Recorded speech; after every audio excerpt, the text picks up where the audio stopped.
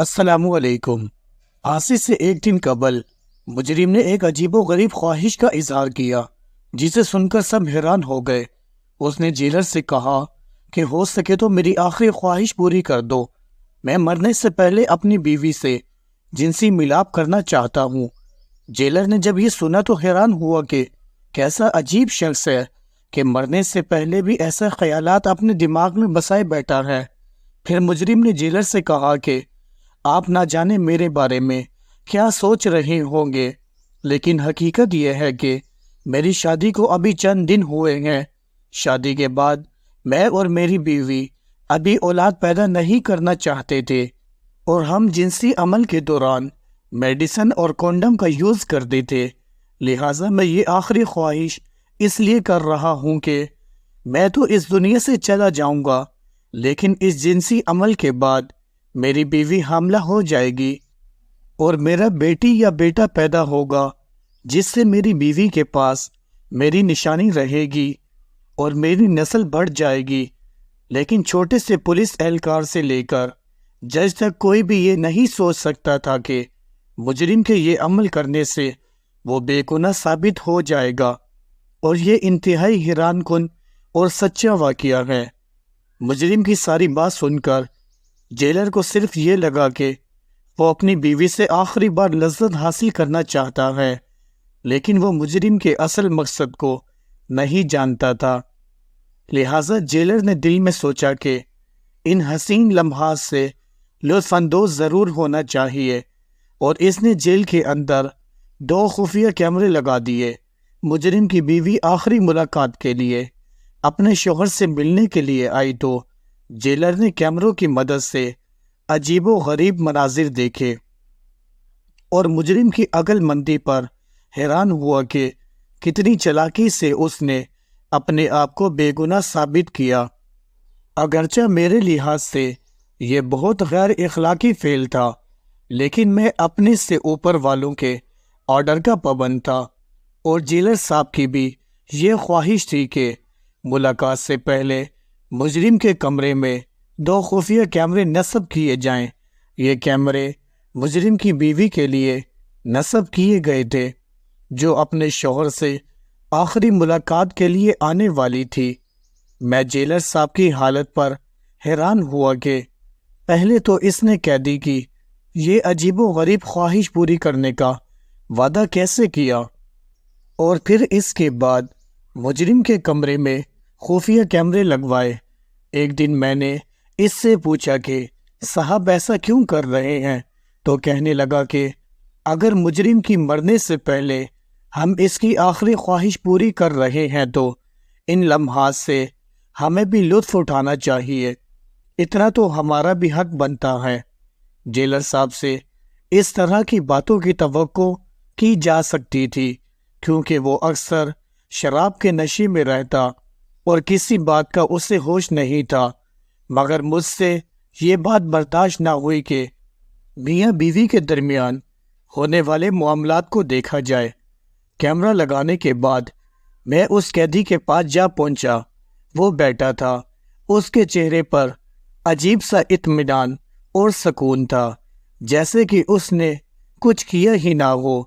وہ کیفیت جو سزائے موت پانے والے قیدیوں کے چہرے پر نظر آتی ہے، اس کے چہرے پر ایسا کوئی خوف نہیں تھا، ایسے مطمئن تھا جیسے اس نے کوئی قتل نہیں کیا بلکہ کوئی نیکی کی تھی۔ میں اس کے سامنے گھٹنوں کے بل بیٹھ گیا اور اس سے پوچھا، کیوں قیدی نمبر 207 کیسا محسوس ہو رہا ہے؟ موت سے پہلے مجھے تم پر حیرت ہے کہ مرنے سے پہلے بھی تم ایسی خواہش کا اظہار آخر کیوں کرنا چاہتے ہو؟ تجھے مرنے کا کوئی خوف نہیں، ابھی بھی وقت ہے، اپنی اس خواہش سے باز آ جاؤ، اپنے گناہوں کی رب سے معافی مانگو۔ میری بات کا اس نے کوئی جواب نہ دیا۔ میں بس اس کے چہرے پر طمانینت کی نشان پڑھتے ہوئے واپس چلا آیا۔ اس کے چہرے پر حیران کن اطمینان تھا جو مجھے مسلسل حیران و پریشان کر رہا تھا۔ اس کی عمر تقریباً 26 سال تھی اور اس نے اپنے قریبی دوست اپنے جگری یار کو مارا تھا۔ اسی جرم میں وہ قید ہوا اور پھر پھانسی ہونے والی تھی، مگر حیرت کی بات یہ تھی کہ اس نے اپنے دوست کو کیوں مارا، اس کے بارے میں کوئی کچھ نہیں جانتا تھا۔ اس نے خود اس بات کا اقرار کیا تھا کہ وہ قاتل ہے اور اپنی گرفتاری خود پیش کی تھی، لیکن جب بھی اس سے قتل کی وجہ پوچھی جاتی تو خاموش رہتا، جیسا کہ اس کی زبان پر تالا لگ چکا ہے۔ عدالت میں بھی جج کے سامنے اس نے اس بات کا اقرار کیا کہ وہ قاتل ہے، لیکن قتل کی وجہ ادھر بھی نہیں بتائی۔ مقتول کے گھر والوں نے ایک ہنگامہ کھڑا کر رکھا تھا۔ ان کے مطابق ناصر کامران کا بچپن کا دوست تھا، لوگ ان کی دوستی کی مثال دیا کرتے تھے اور ان کے درمیان کبھی کسی قسم کا جھگڑا نہیں ہوا۔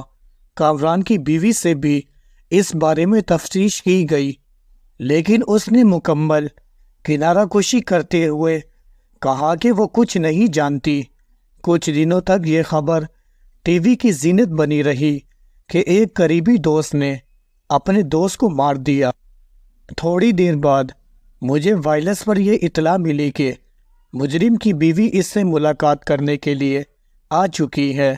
یہ سن کر میں بہت پریشان ہوا۔ میری پریشانی وہ کیمرے تھے جو میں نے اپنے ہاتھوں سے نصب کیے تھے۔ میری نظر میں یہ بات بہت ہی گھٹیا تھی کہ جیلر صاحب ان کیمروں کی مدد سے میاں بیوی کے معاملات کو دیکھے گا، مگر میں نوکری کی وجہ سے مجبور تھا اور اس نوکری کو پانے کے لیے میں نے 5 لاکھ کی رشوت دی تھی۔ جو دھکے اور منتیں سماجت کی تھی وہ علیحدہ تھی، اور 4 سال کی مسلسل محنت کے بعد مجھے یہ نوکری ملی تھی، اور اب جب مجھے یہ سرکاری نوکری مل چکی تھی تو میں ویسا ہی کرنے پر مجبور تھا جیسے مجھے بڑے کہتے۔ اگر میں ان کے خلاف ہو جاتا یا ان کے حکم عدلی کرتا تو میرا ٹرانسفر تو پکا تھا یا پھر نوکری ختم کر دی جاتی۔ جیلر صاحب کے حکم سے میں اس کی بیوی کو اس مجرم کے کمرے تک پہنچا کر آیا۔ اس کی بیوی اتنی حسین تھی کہ کوئی بھی انسان پہلی نظر میں اس کا دیوانہ ہو سکتا تھا، مگر اس نے اپنے آپ کو ایک چادر میں چھپا رکھا تھا۔ وہ پردہ دار تھی یا پھر ادھر ہی اپنے آپ کو ڈھانپ کر آئی تھی۔ مجھے دل ہی دل میں اس بات کا خوف تھا کہ اگر جیلر صاحب کی نظر اس عورت پر پڑ گئی تو یقیناً اس کی نیت خراب ہو جائے گی، کیونکہ وہ شراب اور عورتوں کے شوقین تھے اور اس سے پہلے بھی کئی عورتوں سے ناجائز تعلقات بنا رکھے تھے۔ جیلر صاحب کے حکم کے مطابق قیدی نمبر 207 اور اس کی بیوی کو اس کمرے میں بھیج دیا گیا جہاں کیمرے نصب تھے، اور کمرے میں بھیجنے سے پہلے ان دونوں کی اچھی طرح تلاشی لی گئی تاکہ کچھ غلط نہ ہو جائے۔ آج کل جیل کی تاریخ میں کسی بھی قیدی نے اس قسم کی خواہش کا اظہار نہیں کیا تھا۔ جیلر صاحب نے نہ اس بات کا کسی سے ذکر کیا، نہ ہی کسی سے اجازت لی، اور یہ بات بعد میں پتہ چلی کہ اس نے اس خواہش کو رد کرنے کی بجائے اس کی خواہش کو پورا کرنا کیوں ضروری سمجھا۔ 2 پہرے دار ان کے کمرے کے باہر موجود تھے۔ تھوڑی ہی دیر بعد جب جیلر صاحب کمرے میں گیا تو وہ لیپ ٹاپ کھول کر بیٹھے تھے۔ اس نے مجھے بھی ساتھ بیٹھنے کا اشارہ کیا۔ میری جیلر صاحب سے کافی بات چیت رہتی تھی۔ اس نے مجھ سے کہا کہ آؤ بیٹھو، ہم بھی کچھ مزے کرتے ہیں۔ ان کی یہ بات سن کر میں شرم سے پانی پانی ہو گیا۔ میں نے کہا نہیں، میں ذرا جیل کا راؤنڈ لگا کر آتا ہوں، مگر اس نے مجھے مجبور کیا کہ تم میرے ساتھ ہی رہو۔ مجھے بھی اس بات کا تجسس ہوا کہ آخر اس قیدی نے اس خواہش کا اظہار کیا ہی کیوں۔ کچھ نہ کچھ تو اس کی بیوی میں ایسا ضرور ہوگا جو آخری وقت میں بھی اس کا ساتھ چاہتا تھا۔ جیلر صاحب کامران کا مذاق اڑاتے ہوئے کہنے لگا کہ کامران کی سزائے موت کے بعد اس کی بیچاری بیوی اکیلی رہ جائے گی اور بیوہ ہو جائے گی، ہم ہی اس کے دانے پانی کا انتظام کریں گے اور یہ ہماری مجبوری ہے، کہہ کر اس نے زوردار کہکا لگایا۔ اس کے چہرے پر کمینگی نظر آ رہی تھی۔ اس کے ارادے بھی کچھ نہ کچھ تو میں بھی جانتا تھا کہ جیلر صاحب کے کیا ارادے ہیں۔ میرے حساب سے وہ اس ویڈیو کو استعمال کر کے اس عورت کو بلیک میل کرنا چاہتا تھا اور اپنے گندے مقاصد حاصل کرنا چاہتا تھا۔ خیر اس بات کا مجھے کچھ یقین تو تھا نہیں، یہ میرے اندازے ہی تھے۔ ہو سکتا ہے میرا خیال غلط ہو، مجھے اس بات کا وہم سا ہو گیا کہ ایک عزت دار عورت اس ناپاک جیلر کا شکار ہونے والی ہے۔ میں خود شادی شدہ تھا، ہر بات کو اچھی طرح سمجھتا تھا۔ جیلر صاحب نے مجھے اپنے ساتھ بٹھایا۔ ہائی کوالٹی کے کیمرے تھے، کمرے کے اندر تمام چیزیں واضح طور پر نظر آ رہی تھی، وائس کا آپشن بھی موجود تھا، ان کی گفتگو آرام سے سن سکتا تھا۔ جیلر صاحب کی نظر سکرین پر جم گئی، مگر میں کبھی سکرین کی طرف دیکھتا تو کبھی شرمندگی سے نظریں نیچے جھکا لیتا۔ اس قیدی نے اپنی بیوی کو ہاتھ سے پکڑ کر بستر پر بٹھایا۔ اس کے چہرے سے عورت کا چہرہ نظر آتے ہی جیلر کے منہ سے بہت ہی گھٹیا الفاظ نکلے جو میں بیان نہیں کر سکتا۔ پھر سپیکر سے آتی آواز نے ہم دونوں کو اپنی طرف متوجہ کیا۔ وہ دونوں آپس میں گفتگو کر رہے تھے۔ اس گفتگو کے دوران اس کی بیوی نے ایسی حرکت کی جس نے ہم دونوں کو حیران کر دیا۔ جیلر صاحب اپنے کمرے سے اٹھے اور جیل کی طرف بھاگے، میں بھی جیلر کے پیچھے پیچھے بھاگا۔ ہم کمرے کے اندر داخل ہوئے تو قیدی بستر پر پڑا تھا، اس کی سانسیں بڑی تیزی سے چل رہی تھی۔ عورت نے اپنے جسم کو چادر سے ڈھک لیا۔ جیلر نے آؤ دیکھا نہ تاؤ عورت کو پکڑ کر کھینچتے ہوئے اپنے کمرے میں لے گیا۔ جو کچھ اس عورت نے اپنے شوہر کے ساتھ کیا تھا، اس کے بعد جیلر اسے کسی صورت بخشنے والا نہیں تھا۔ میں نے قیدی کو بیٹھنے کا اشارہ کیا، خود بھی اس کے سامنے بیٹھ گیا۔ آج پہلی دفعہ قیدی کی آواز میں ٹھیک سے سن رہا تھا، کیونکہ اس سے پہلے وہ بولتا ہی نہیں تھا، بس چپ چاپ گم رہتا تھا۔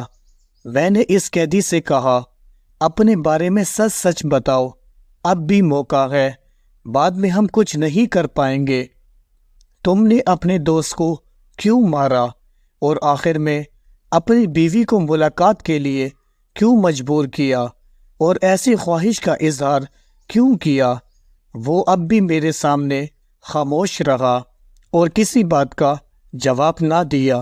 میں نے اس سے کہا کہ تم میاں بیوی میں جو بھی گفتگو ہوئی ہے اس کیمرے میں ریکارڈ ہے، تم اب بھی اگر اپنے جرم کا اعتراف نہیں کرو گے اور سچ سچ نہیں بتاؤ گے تو یہ ریکارڈنگ دنیا کے سامنے آ جائے گی، تمہاری بیوی کی عزت بھی پامال ہو جائے گی اور دنیا دیکھے گی کہ تم دونوں کے درمیان کیا ہوا۔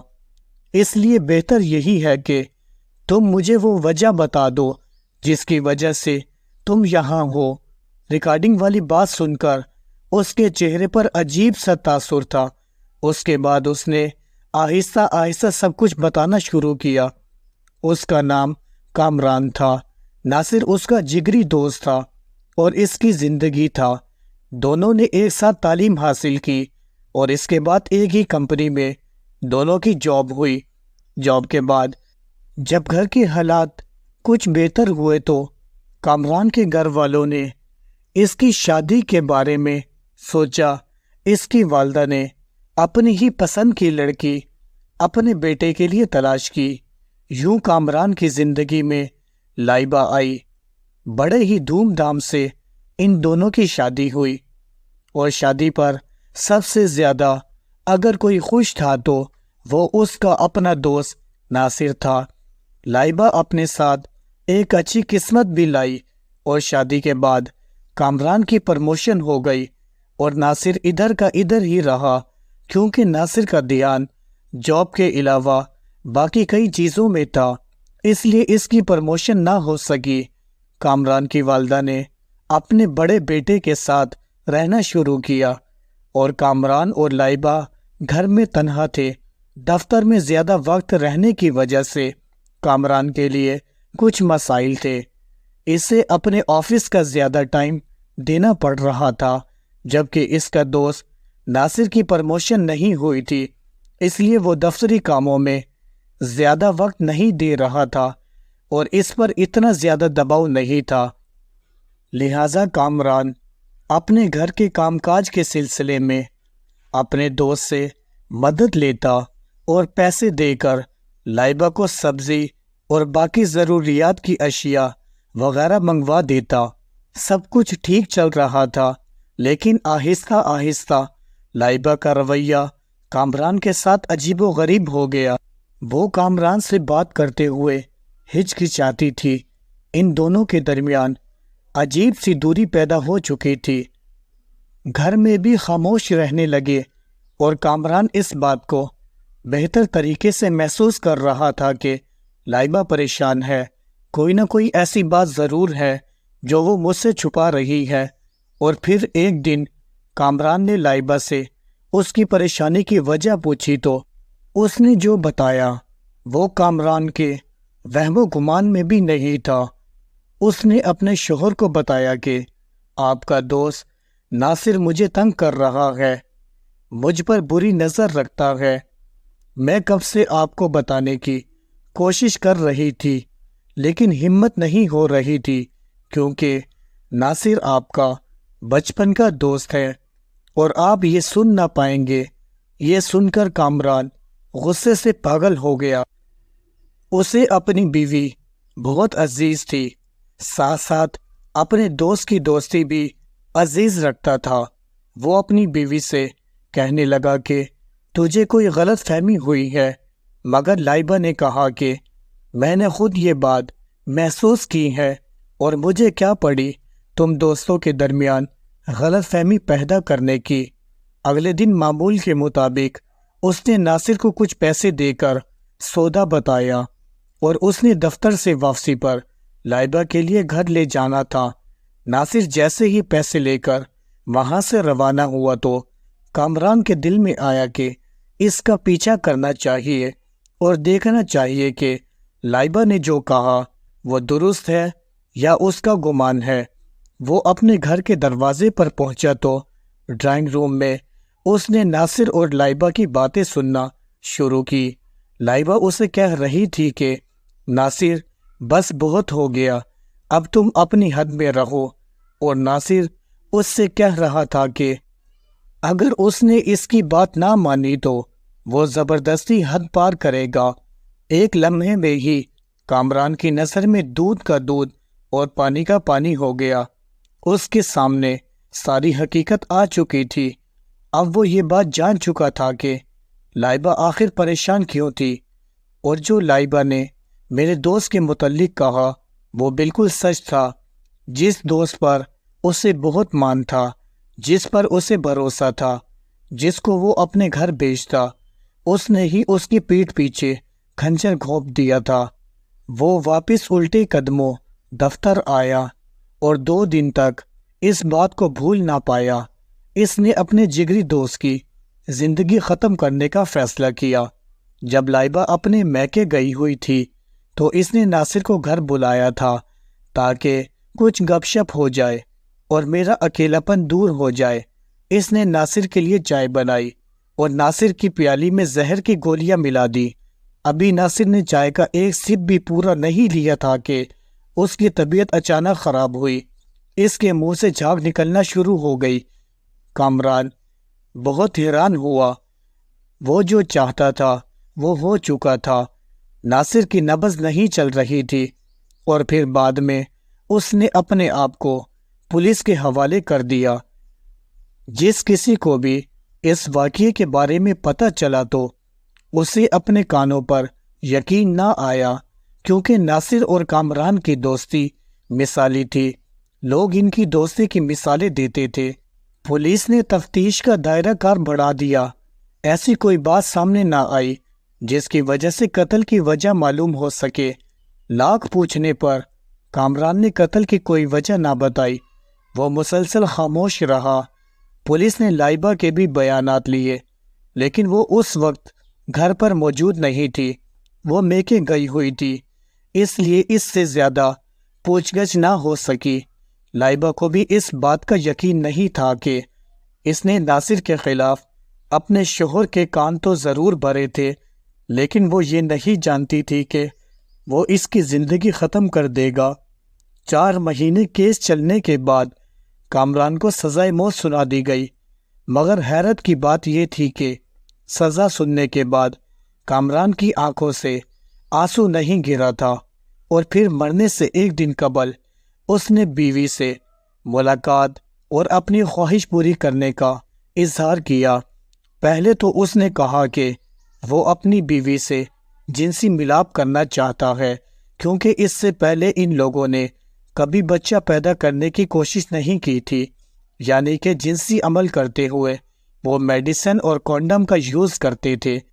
لیکن اب وہ اپنی بیوی سے جنسی ملاپ اس لیے کرنا چاہتا ہے کہ اللہ تعالیٰ اس کی نسل کو بڑھائے۔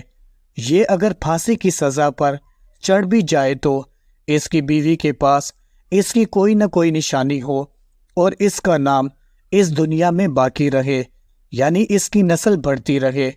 جیلر نے اس کی خواہش پوری کی۔ جیلر صاحب اور میں یہی سوچ رہے تھے کہ اسے اپنی بیوی سے محبت ہے اور آخری بار وہ بیوی سے ملنا چاہتا ہے، مگر سکرین پر نظر آنے والے مناظر کچھ اور ہی بیان کر رہے تھے۔ جب اس کی بیوی اس کے سامنے آئی تو اس نے اپنی بیوی کو اپنے سامنے بٹھایا اور کہا، تمہارا سچ میرے سامنے آ چکا ہے، اور پھر یہ کہتے ہوئے اس نے اپنی بیوی کے لباس کو اپنی طرف کھینچا اور کہا کہ تجھے بڑا شوق ہے بے آبرو ہونے کا، میں تجھے بے آبرو کروں گا۔ میں حقیقت جان چکا ہوں کہ گناہگار ناصر نہیں بلکہ تم تھی۔ یہ سنتے ہی لائبہ نے مسکرا کر کہا کہ دیکھو کامران، کل تجھے پھانسی کے پھندے پر لٹکا دیا جائے گا، لہٰذا یہ باتیں کرنے کا اب کوئی فائدہ نہیں۔ یہ سچ ہے کہ میں تجھ سے زیادہ ناصر کو پسند کرتی تھی۔ میں نے تو تم سے شادی بھی اس لیے کی تھی، اس لیے میں اسے اپنی طرف بلانے لگی، مگر وہ ہر بار تمہاری دوستی کو درمیان میں لے آیا۔ مجھے اس بات سے بہت چڑ تھی۔ وہ تجھے دھوکہ نہیں دینا چاہتا تھا اور اپنی وفاداری نبھا رہا تھا۔ جب میں نے دیکھا کہ یہ میرے جال میں پھنسنے والا نہیں تو اسے ختم کرنے کا منصوبہ بنایا۔ سب سے پہلے ناصر کے خلاف تمہارے کان بھرے تاکہ بچپن کی یہ دوستی ختم ہو جائے۔ جب ناصر کو تم نے اپنے گھر بلایا تھا، اس سے پہلے میں ناصر سے ملاقات کر چکی تھی، یہ کہہ کر کے اسے ہوٹل پر بلایا کہ اگر چاہتے ہو کہ کامران کے ساتھ میں خوش رہوں اور ہمارا گھر نہ ٹوٹے تو آخری بار مجھے فلاں ہوٹل پر ملوا دیے گئے۔ ایڈریس پر جب ناصر مجھے ملنے آیا تو میں نے جوس میں زہر ملا دیا، ایک ایسا زہر جس کا اثر 1 یا 2 گھنٹے بعد ہونا تھا، تاکہ موقع واردات پر کسی کو شک نہ ہو۔ حقیقت یہ ہے کہ اس کی قاتل میں ہوں، تم نہیں۔ اگر اسے تو نہ بھی مارتا تب بھی اس نے مر ہی جانا تھا۔ کامران یہ سن کر ہکا بکا ہوا اور لائبہ سے کہا، تب ہی میں سوچوں کہ میرے زہر دینے سے پہلے ہی اس کی طبیعت خراب کیوں ہوئی، اور ابھی تو اس نے کپ کو صرف منہ ہی لگایا تھا اور وہ مر گیا۔ پوسٹ مارٹم رپورٹ میں اس کی موت کی وجہ زہر ثابت ہوئی تھی جو کہ میں اسے دینے والا تھا، مگر میں نے تمہاری خاطر قتل کے الزام کو اپنے سر لے لیا۔ مگر جب تمہاری حقیقت سامنے آئی تب میں نے تجھے یہاں ملاقات کے لیے بلوایا۔ تو نے میرے بچپن کے دوست کو قتل کر دیا اور مجرم میں ٹھہرا۔ میں تجھے زندہ نہیں چھوڑوں گا، یہ کہہ کر اس نے اپنی بیوی کو مارنا چاہا۔ بیوی بھی اس پر حملہ کر رہی تھی۔ ہاتھا پائی جب حد سے بڑھی تو جیلر بھاگا۔ کامران اور اس کی بیوی کے درمیان ہونے والی گفتگو لائیو ریکارڈنگ ہو گئی، اور کسی طرح کامران کو یہ بات پتہ تھی کہ ہماری باتیں ریکارڈ ہو رہی ہیں۔ اصل مجرم کون تھا، اس حقیقت کا پتہ چل گیا۔ کامران اپنی بیوی کی خاطر سولی پر چڑھنے کے لیے تیار تھا، لیکن جب اسے حقیقت معلوم ہوئی تب اس نے بیوی کو بے نقاب کرنے کی ٹھان لی۔ تمام ثبوتوں کی روشنی میں عدالت نے کامران کو باعزت بری کر دیا اور لائبہ کو گرفتار کر لیا گیا اور اسے عمر قید کی سزا سنا دی گئی۔ ہماری اس ویڈیو کو لائک کیجیے گا۔ شکریہ۔